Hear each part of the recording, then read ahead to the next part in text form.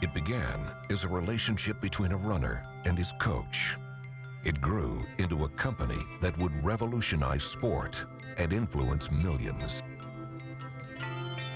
Originally, Bill Bowerman was a football man. Starting in high school, Bowerman was an unyielding defensive player who doubled as a single-wing halfback. He led Medford High to the state championship his junior year and would return years later to be their coach. In college, Bowerman played football for the University of Oregon. In his words, he was a top defensive man, and to do that, you really had to like the taste of your own blood. After returning from World War II as a member of the 10th Mountain Division, he became the head track coach at the University of Oregon in 1948.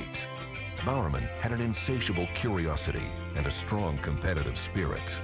Oregon proved to be his perfect testing ground. Bowerman was relentless, trying to find any possible edge that could give his runners a competitive advantage. He was convinced a lighter running shoe would lead to enhanced performance.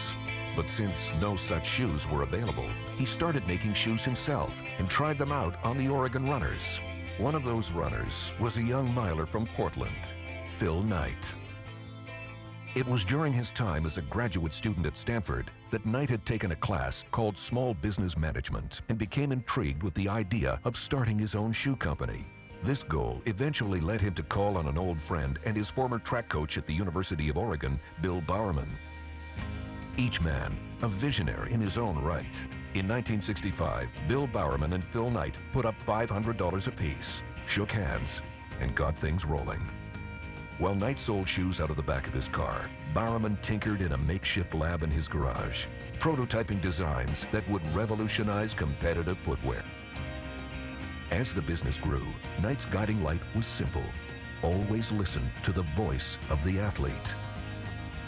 Rather than hire business types, he surrounded himself with former athletes.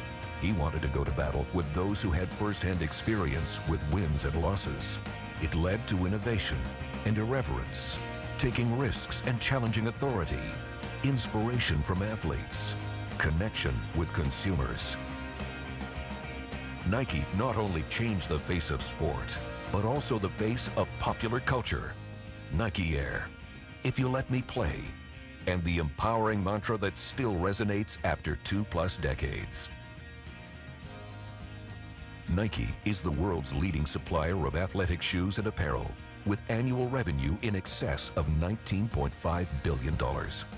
The last 10 BCS champions wore the Nike brand, and 70% of the teams that qualified for bowls were Nike-sponsored programs. Nike has donated more than $1 billion into college athletics. Bill Bowerman and Phil Knight lived their dream, the dream of connecting with the world's greatest athletes, teams, and coaches to share in the emotion of sport. When Bill Bowerman and Phil Knight shook hands over 40 years ago, the possibilities of sport seemed endless. They still do.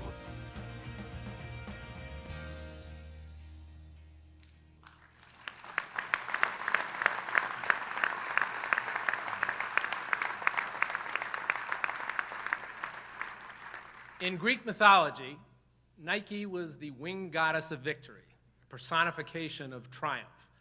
And throughout their lives, Phil Knight and Bill Bowerman have also been a personification of triumph, a special triumph, the triumph of the human spirit.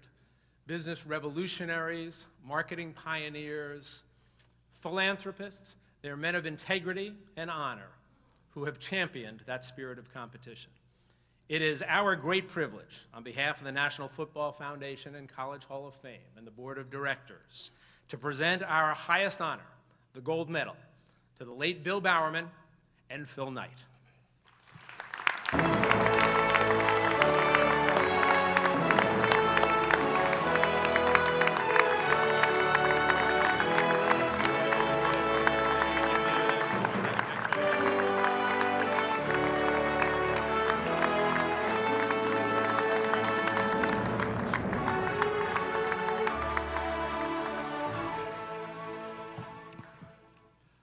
Nike has 34,000 employees, and I thought it fitting tonight that I thank each and every one of them from this dais.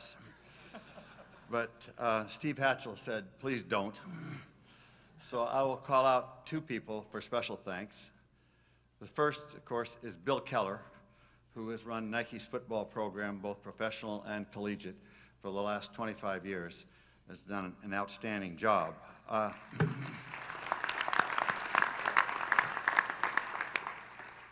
Last year, after the seasons were over, after all the bowls were over, that Nike had 19 of the top 20 teams. And I called Bill to congratulate him, and I says, good going. He says, yeah, but he says, how am I ever going to get an increase next year? Which I think is the attitude that shows why he does so well. And the other person that I would like to call out is Penny, who has allowed me to be 19 years old for the last 41 years.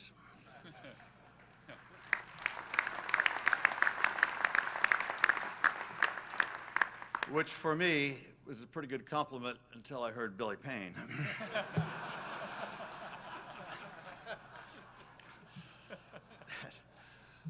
I got to this podium by a very different route than Billy Payne. And I cannot help but think back 58 years ago as a 13-year-old getting ready to enter Cleveland High School in Portland, Oregon. I had it as an ambition that I would weigh 100 pounds before I got to high school. I failed. I entered at 98 pounds and did not go out for football.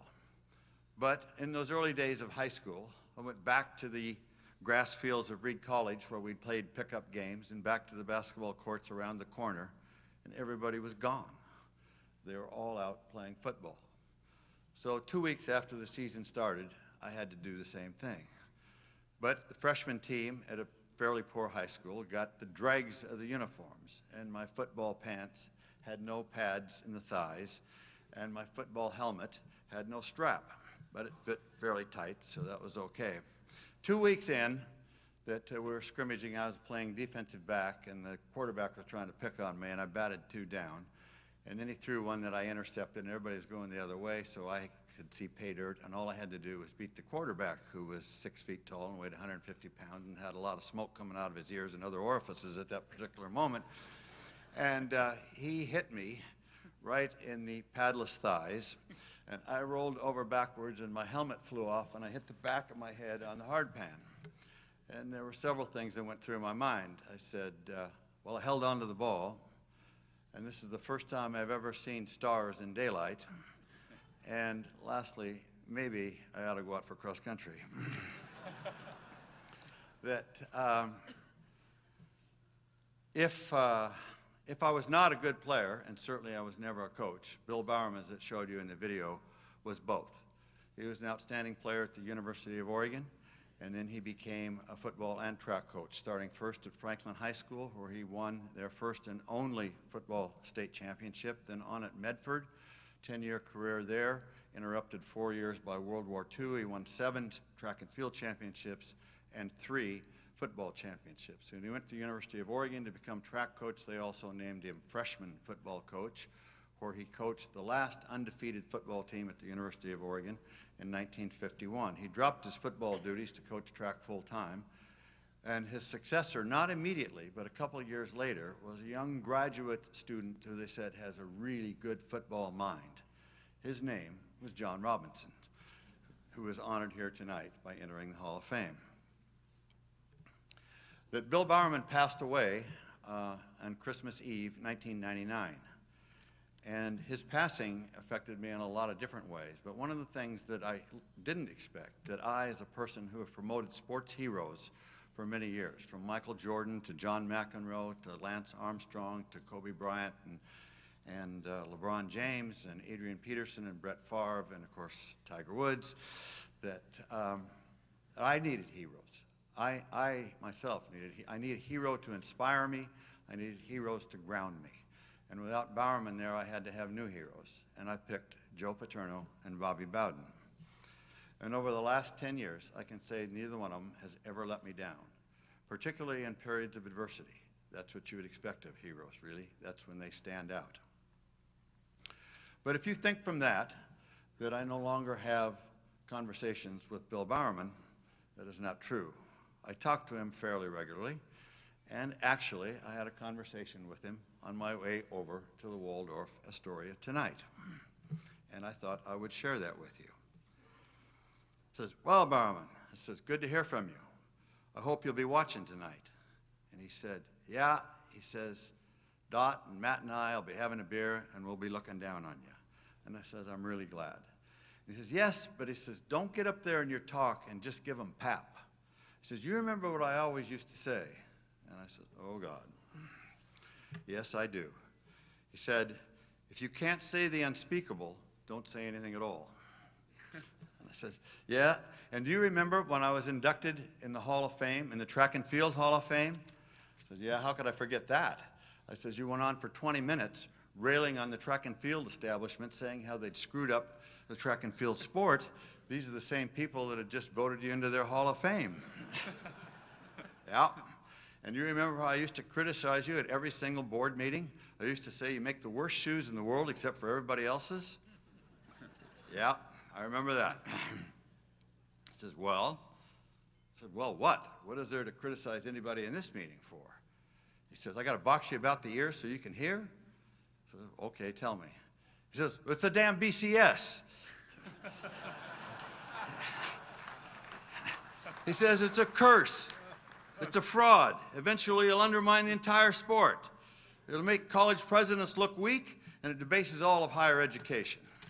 "Oh, man," I says, "the president of the BCS is going to be here." I says, "I can't say those things. I can't do that on this evening."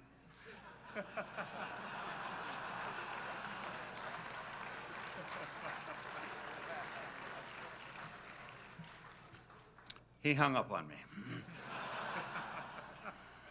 And two things about that you may not understand is, one, that he hangs up on me a lot, before 1999 and after. And also, number two, I love him dearly. And if I won't talk about the things that he wanted me to talk about, I will touch, in closing, a little bit on another controversy. All of us in this room here tonight are drawn by one thing: a game. And our critics, so many of them in the academic community, say, "Isn't that silly that all these people put so much emotion around a game?" And to this I say, thank goodness I'm not that smart. And I recall the thoughts of another person from academia, a professor of Greek and Latin, who ultimately became the president of Yale. The game, the one they call the silliness around that game, it always shows up in the fall, when the days grow shorter and the rains come and our spirits need lifting. It gives us reason to return to our alma mater, to step back in time and to regroup with family and friends too long neglected, to a moment when all that was possible lay before us, and maybe, just maybe, to rekindle some of those aspirations. In its most recent iteration, for me, was 5 nights ago. I returned to the city of my birth, exactly 3,200 meters from the running track where I was born at the age of 17. I was joined there by Penny, our grandson and daughter-in-law. Our daughter, 6 months pregnant, her husband, my 2 sisters and their husbands, and Penny's 2 brothers. And we start with a ritual. We take the sweatshirt and hat that Matt wore to every game and put them on the seat that he always sat in. On this evening, there's a new part. We've paid tribute to my 86-year-old mother-in-law, who passed 10 days before, 2 hours after watching the overtime win over Arizona and still wearing her duck sweatshirt. She used to drink a tequila shot after every home team touchdown. And when we put 47 on USC 3 weeks before, she got very loopy. We were joined in these activities by 40 of our friends, and an occasion that in this busy night, in this busy life, would never have taken place if it had not been built around a game. 3.5 hours later, we took leave of each other, and we parted with 6 of the best words in the English language for adieu. Words I've used in parting often over the years and decades, meaning them in a metaphorical sense to inspire and say, come on guys, let's do great things. And this time, we meant them not only in a metaphorical sense, but for their exact meaning. And those 6 words are, see you at the Rose Bowl.